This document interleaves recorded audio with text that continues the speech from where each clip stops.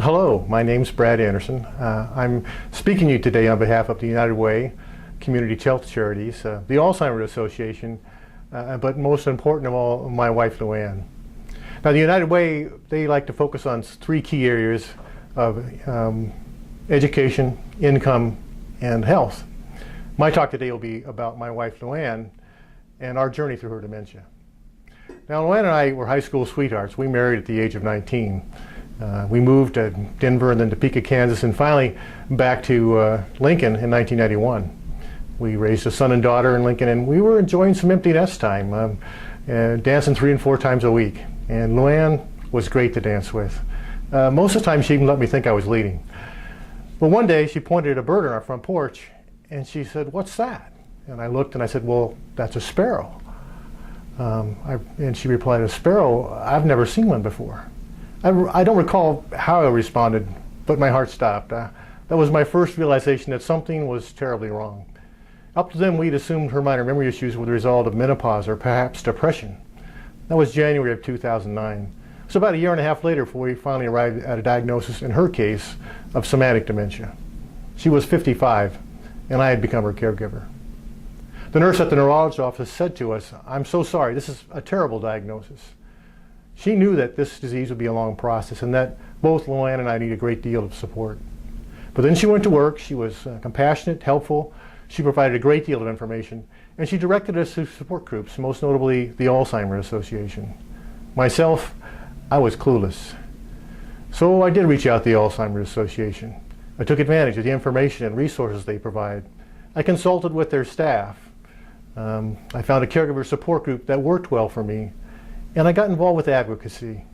I'd always been Luann's advocate, but I had just become an Alzheimer's advocate. And of course, I learned as much as I could about Alzheimer's and dementia. But you never really learn about dementia until you live with it. Like the time Luann decided to drive our Dodge Durango down the interstate at 100 miles an hour with me yelling at her the whole time to slow down. That's when I decided maybe it was time she stopped driving. Or the time I noticed a garter snake beside the walk and I said, "Look, Luann, there's a garter snake." And before I could blink, she'd reached down with one hand and picked it up. I'm not sure who was more surprised, me or the snake, but it made me realize just how childlike she was becoming. And I recall her asking my daughter what all the yellow flowers were. And my daughter Hannah replied, "Well, those are dandelions. They're weeds." Luann had no idea about dandelions or weeds. To her, they were just pretty yellow flowers. And I recall one summer evening when she'd just gone upstairs to bed. There was a thunderstorm rolling in, so I went out on the front porch to watch. And before long, it was raining and then hailing. And the next thing I know, I hear Luann running down the stairs hollering, "There's something hitting the house. There's something hitting the house." When she got to the front porch, I told her it was hailing. She looked confused, so I picked up a hailstone and I showed it to her. She said, "What is it?" I said, "It's called hail. It's rain. It's frozen hard." She said, "That's amazing. I've never seen that before. What's it called again?" I said, "Hail, my love, hail." And it was about a few months later that her behavior changed dramatically. And after a month in acute senior mental health care and another month in assisted living, we were forced to place her in long-term care in a skilled nursing facility in Omaha that specialized in difficult behaviors. That was September of 2014. I was grateful that those early consultations with the Alzheimer's Association had led me to start planning for the high cost of her care. Now, I would visit her at least 3 or 4 times a week, and she would usually look at me and say, "Who are you?" And then she'd get kind of a big smile on her face, and she'd say, "Oh, you're that guy." And I'd say, "Yeah, I'm that guy. My name's Brad."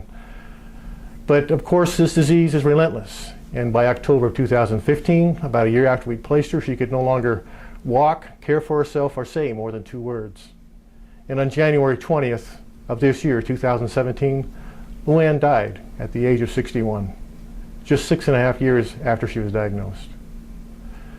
Our journey through her disease was amazing and sad and at times funny, but more often bittersweet.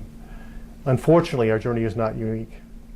Alzheimer's is an equal opportunity disease. It takes no notice of status, wealth, race, or gender.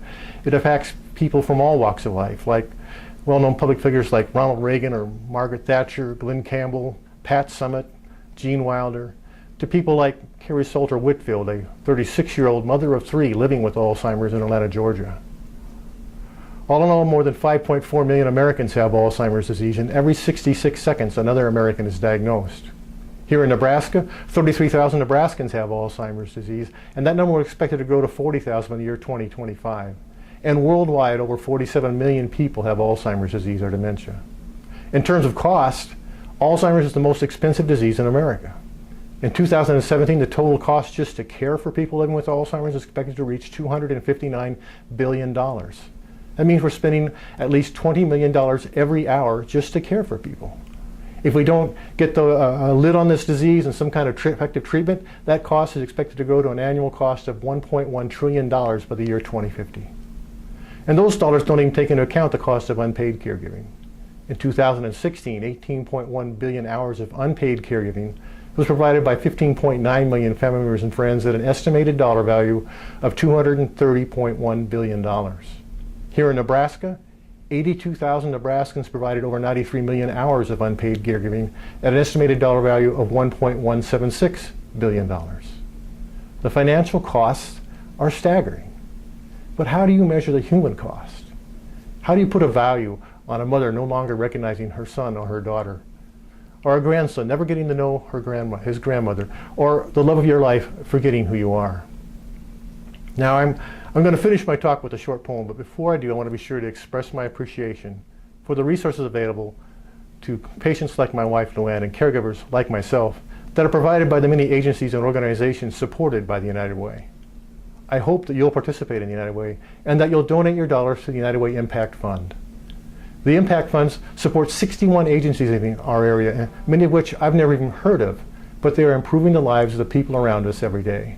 So by donating your dollars to the United Way Impact Fund, you'll have the broadest impact on our community. For those of you who are already participating, thank you. For those of you who are not currently participating, I'd appreciate your consideration. Now, a little about the poetry. After Luann became ill, I discovered writing poetry. I'd never written poetry before, but I found it helped me process what we were going through, and it allowed me to express thoughts and feelings that words often seem inadequate to describe. I found it to be incredibly therapeutic.